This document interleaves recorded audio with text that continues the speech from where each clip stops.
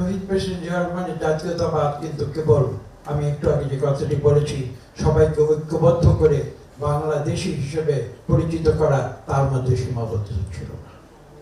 শহীদ প্রেসিডেন্টের জাতীয়তাবাদের যে আদর্শ, যে কনসেপ্ট, সেটা ছিল সর্ব বিষয় বিস্তৃত। তিনি যখনই এই বাংলাদেশকে নিয়ে যা কিছু করেছেন, সর্বক্ষেত্রে তিনি বাংলাদেশি জাতীয়তাবাদের কথা চিন্তা করে করেছেন।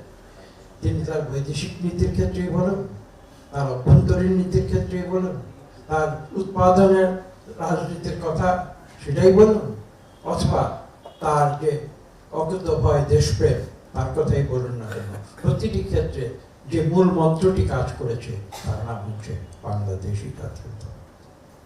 আমি একটু পুরনো ইতিহাসে যাব, যারা শহীদ প্রেসিডেন্ট জিয়া রহমানের সঙ্গে ব্যক্তিগতভাবে পরিচিত ছিলেন তারা হয়তো সেই কথাগুলো জানেন। 1965 সালে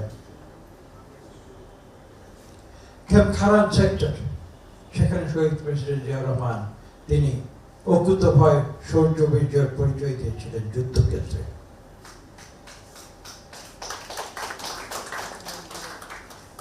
আমি যে কথাটি বলেছি জাতীয়তাবাদ, সেই বিশ্বাস, এবং তিনি যখন পরবর্তীতে তিনি বীর্যের জন্য, শৌর্য বীর্যের জন্য অত্যন্ত উঁচু একটি সম্মান পেয়েছিলেন। হয়তো সেটা আমরা আজকে বলি না, কিন্তু আমি বলছি এই প্রেক্ষিতে, এই কারণে যে তার যে জাতীয়তাবাদের যে আদর্শ, সেটা কিন্তু সর্বক্ষেত্রে বিস্তৃত। সে কথাটি বলার জন্যই আমি পুরনো ইতিহাসটি আমি টেনে এনেছি। এবং সেই সময় পরবর্তীতে 65 পরবর্তীতে 71 পূর্ববর্তীতে তিনি যখন করাচিতে ছিলেন, যখন সেখানে বাংলাদেশের কোনো মানুষ তার সঙ্গে গিয়ে কথা বলেছে, এরকম যদি কাউকে আপনাদের পরিচয় হয় বা জানতে পারেন, তার সঙ্গে জিজ্ঞেস করলে জানতে পারবেন। তিনি যখনই সেই পিরিয়ডে 65-71 সময়ে কথা বলেছেন, তিনি একটি বিষয়ে তিনি তার উদ্বেগ প্রকাশ করেছিলেন, সেটি ছিল পূর্ব পাকিস্তানের স্বাধীনতার বিষয়, পূর্ব পাকিস্তানের মানুষের যে মুক্তি, সেই মুক্তির বিষয়। এবং তিনি প্রশ্ন করতেন পূর্ব পাকিস্তানের মানুষের যে অর্থনৈতিক যে সমস্যাগুলো তখন দেখা দিয়েছিল। আপনারা আজকের নতুন প্রজন্ম হয়তো জানেন না, আমরা তখন কতগুলো শব্দ আমরা ব্যবহার করতাম। আমি একটি গল্প বলছি। তখনকার দিনে পূর্ব পাকিস্তানের যে পাট, সেই পাট রপ্তানি করে, আজকে যেমন গার্মেন্টস দিয়ে আমাদের প্রধান বৈদেশিক মুদ্রা অর্জন করি, সেদিন পাট রপ্তানি করে সমগ্র পাকিস্তানের, শুধু পূর্ব পাকিস্তানের না, সমগ্র পাকিস্তানের প্রধান বৈদেশিক মুদ্রা অর্জিত হতো। এবং বাংলাদেশের তখনকার দিনে পূর্ব পাকিস্তান এবং পশ্চিম পাকিস্তানের অর্থনীতির একটি মূল নিয়ামক ছিল আমাদের এই তৎকালীন পূর্ব পাকিস্তানের যে পাট উৎপাদন, তা থেকে। এবং সেই সময় আপনারা একটি বিরাট উন্নয়ন প্রকল্প সেদিন পাকিস্তানে নেওয়া হয়েছিল, তার নাম ছিল তারবেলা ড্যাম। তো তখন বাংলাদেশি যারা এখানে বাংলাদেশ নিয়ে যখন তারা চিন্তা করতো, বাংলাদেশের যারা সাংবাদিকেরা যখন পত্রিকায় লিখত, তারা একটি চমৎকার একটি বাক্য পত্রিকায় শিরোনাম করেছিলেন। তারা লিখেছিলেন, তার বেলা সবকিছু আছে, আমার বেলা নেই। তার বেলা সবকিছু আছে, আমার বেলা নেই। অর্থাৎ তার বেলা ড্যামের জন্য যে অর্থ, সে অর্থের যোগান দিয়েছিল পূর্ব পাকিস্তান, কিন্তু ড্যামটি তৈরি হয়েছিল পশ্চিম পাকিস্তান। পূর্ব পাকিস্তানের উন্নয়ন সেভাবে হয়নি। সেই প্রশ্নটি কিন্তু তখন উঠেছিল। এবং সেই জাতীয়তাবাদের সেই চিন্তা ধ্যান ধারণাগুলো, সেগুলো কিন্তু শহীদ প্রেসিডেন্ট জিয়া রহমানের অন্তরে আবেদন করেছিল। এবং পরবর্তীতে তিনি 71 সালে যখন চট্টগ্রামে যখন তার পোস্টিং হয়েছিল, আপনারা জানেন, কথা নতুন করে বলার কোনো প্রয়োজন নাই, তারপরেও বলতে হয়, যখন 1971-এর 25শে মার্চের কালো রাতে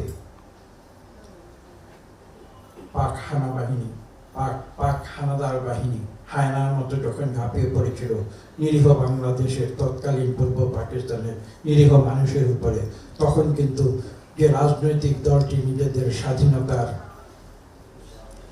দাবিদার বলে তারা বক্তব্য রাখে, ইতিহাস লেখে, তারা নিজেরা কিন্তু ইতিহাস লেখে, ইতিহাস রচিত হয় না। তখন তারা কোথায় ছিল সে রাতে এবং পরবর্তী তারা কোথায় পালিয়ে গিয়েছিল সেই ইতিহাস শহীদ প্রেসিডেন্ট জিয়া রহমানের অজানা ছিল না। এবং সেই কারণেই কিন্তু সেদিন তিনি চট্টগ্রামে বিদ্রোহ ঘোষণা করেছিলেন। এবং একটু আগে একজন বক্তা স্পষ্ট উল্লেখ করেছেন তিনি মূলত দুবার স্বাধীনতার ঘোষণা দিয়েছেন। প্রথমবার কিন্তু তিনি বলেছিলেন, I Major Zia Rahman do hereby declare the independence of Bangladesh. এই কথাটি কিন্তু তিনি প্রথম। এবং তার আগে চট্টগ্রামে তিনি বলেছিলেন, আই রিভোল্ট। তিনি পাকিস্তানি হানাদার বাহিনীর বিরুদ্ধে সর্বপ্রথম রিভোল্ট করেছিলেন। তখন আমি এটা বলতে চাই না, তারপরে বলতে বাধ্য হচ্ছি, সেদিন সেই স্বাধীনতার চেতনার আওয়ামী লীগকে কিন্তু খুঁজে পাওয়া যায়নি, যেমন খুঁজে পাওয়া যায়নি আজকে থেকে এক বছর আগে 5ই অগাস্ট আওয়ামী লীগ যেভাবে পালিয়ে গিয়েছিল। এটাই হচ্ছে আওয়ামী লীগের চরিত্র।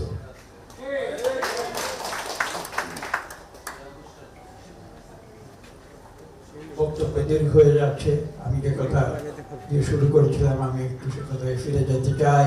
আওয়ামী লীগ অভিযোগ করে বিএনপি নাকি জন্ম হয়েছিল ক্যান্টনমেন্টে। পৃথিবীতে আপনারা বিভিন্ন সামরিক শাসনের ইতিহাস দেখুন, সৈনিকেরা কি করে? সৈনিকেরা গণতান্ত্রিক সরকারকে উৎখাত করে সেখানে সামরিক শাসন প্রতিষ্ঠা। শহীদ প্রেসিডেন্ট জিয়া রহমান কি করেছিলেন এগুলো বুঝতে হবে। আওয়ামী লীগ কি করেছিল, শহীদ প্রেসিডেন্ট জিয়া রহমানের বিএনপি কি করেছিল, বা শহীদ প্রেসিডেন্ট জিয়া রহমান কি করে বিএনপি তৈরি করেছিলেন, সেই কথাগুলো উপলব্ধি করতে হবে।